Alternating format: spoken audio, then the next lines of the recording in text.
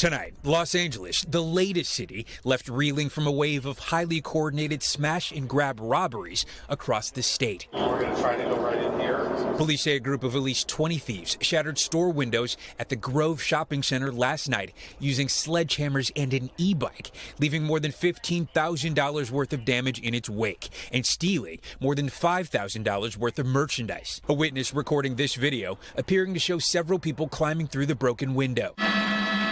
The suspects fleeing in several vehicles, one of them leading police on a car chase through suburban L.A. That pursuit ending with 3 suspects taken into custody. Get on the sidewalk!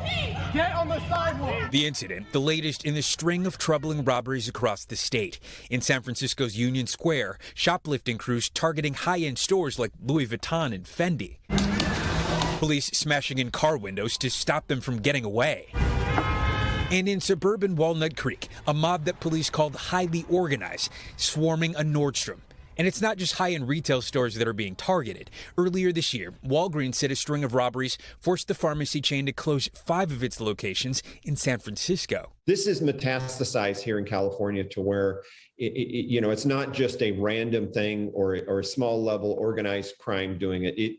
This is a much symptom of a much bigger problem of a lack of accountability for property crimes. Law enforcement has pointed to a change in California law that raised the threshold for felony theft from $450 to $950, and the fact that punishments for these crimes are relatively small as potential factors for the latest wave. How frustrating is that from a law enforcement and justice perspective?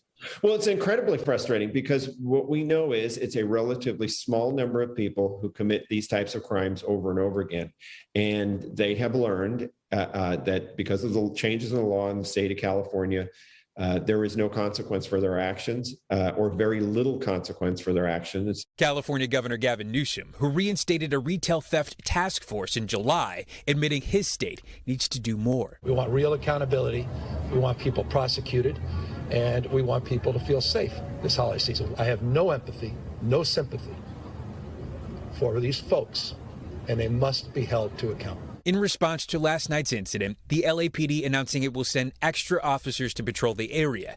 Yellow wire barricades already installed around the shopping center's perimeter. With the holiday shopping season just getting started, law enforcement remains on high alert.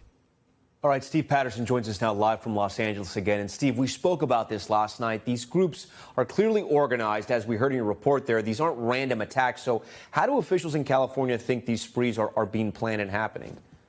Tom, officials, including several mayors and law enforcement officers, are citing one thing: social media, saying it is the primary way these flash mob style groups are organizing, the way they're meeting, and getting inspiration from the attacks they're now seeing every night. But there is some breaking news. Just moments ago, the district attorney announcing charges for 9 suspects in that Union Square incident on Friday night, and they promise there are more arrests to come.